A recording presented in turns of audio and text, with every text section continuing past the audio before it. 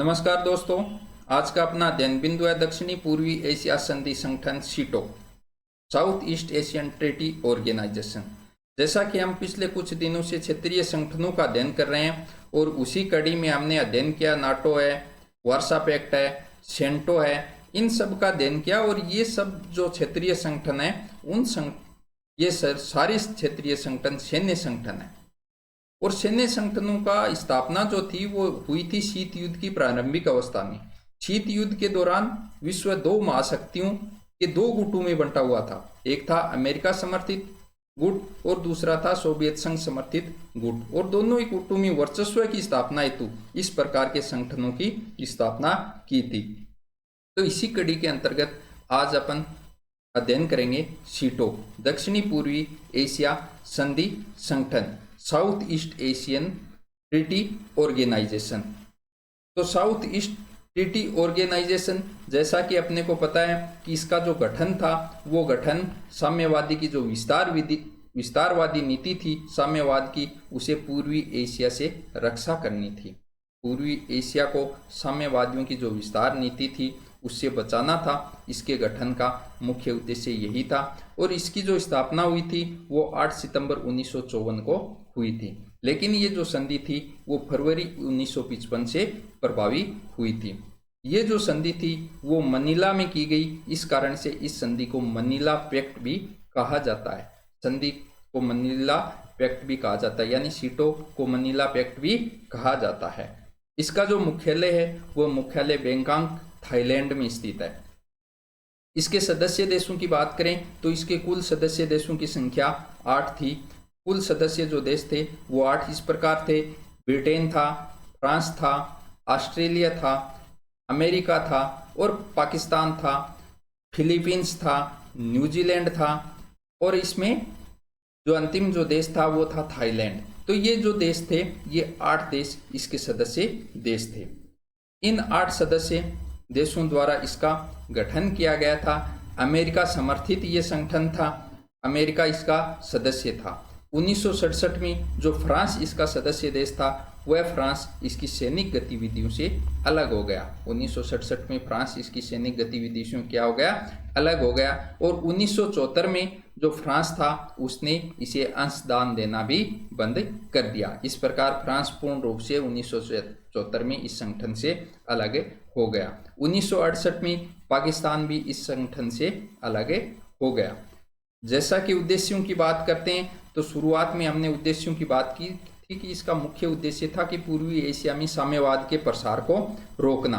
तो पहला जो मुख्य उद्देश्य था वो पूर्वी एशिया में साम्यवाद का जो विनाशक विध्वंसक विस्तार था उस विस्तार को रोकना था। दूसरा इसका उद्देश्य था स्वतंत्र संस्थाओं को मजबूत करना, और तीसरा उद्देश्य था आर्थिक प्रगति व सामाजिक कल्याण को प्रोत्साहन देना। तो इस प्रकार इसके मुख्य उद्देश्य थे। संरचना की बात करते हैं तो इसकी संरचना में इसके 2 अंग थे। पहली थी परिषद। परिषद इसका महत्वपूर्ण अंग था, और परिषद जो था उस परिषद में सभी जो सदस्य देश थे उन सदस्य देशों का एक प्रतिनिधि मौजूद था। परिषद किससे बनी हुई थी? सदस्य देशों के एक प्रतिनिधियों से बनी हुई थी, और परिषद की जो बैठक थी वो वर्ष में एक बार होती थी। सचिवालय की बात करते हैं, दूसरा जो इसका अंग था, तो सचिवालय का जो गठन था वो गठन 1957 में किया गया, और इस सचिवालय का जो मुखिया था वो महासचिव कहलाता था। ये था इसके संरचना, जिसमें 2 अंग थे, परिषद और सचिवालय। इसके जो विभिन्न तथ्यों की बात करते हैं तो ये एक कमजोर क्षेत्रीय रक्षा प्रणाली है। कैसी रक्षा प्रणाली थी? कमजोर क्षेत्रीय रक्षा प्रणाली थी। 3 जो देश थे जिसको इंडो चीन देश कहते हैं, हिंद चीन देश कहलाते हैं, वियतनाम, कंबोडिया और लाओस, जो हिंद चीन देश के नाम से जाने जाते हैं। ये तीनों देश इस सीटो के सदस्य नहीं थे, परंतु सीटो प्रोटोकॉल के तहत इन्हें सैनिक सुरक्षा प्राप्त थी। तो 3 देश हिंद चीन देशों को सीटो प्रोटोकॉल के तहत सैन्य सुरक्षा प्राप्त थी। जैसा कि अपने को पता है कि इसका नाम जो है वो नाम है दक्षिणी पूर्वी एशिया संधि संगठन। लेकिन जब सदस्यों की तरफ देखते हैं तो ये इसका नाम उचित प्रतीत नहीं होता है, क्योंकि इसके आठ जो सदस्य देश हैं उसमें से एशिया के मात्र 3 सदस्य राष्ट्र हैं।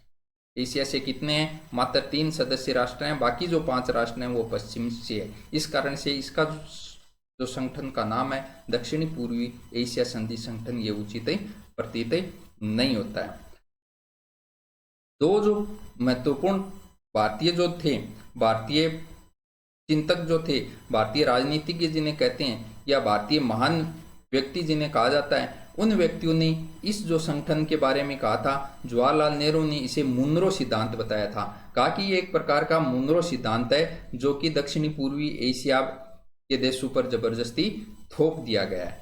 कैसा सिद्धांत बताया? जवाहरलाल नेहरू ने इसे मुनरो सिद्धांत बताया, जो कि दक्षिण पूर्वी एशिया के देशों पर जबरदस्ती थोपा हुआ बताया।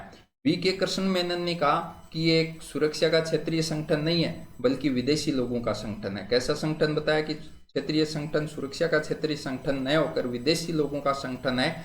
ये लोग इस संगठन को इसलिए बनाया कि ताकि अपने स्वार्थ सिद्ध कर सकें, स्वार्थों की रक्षा कर सकें। तो विदेशी लोगों का संगठन बताया और स्वार्थों की सिद्धि हेतु तो इसके निर्माण को बताया वी.के. कृष्ण मेनन ने।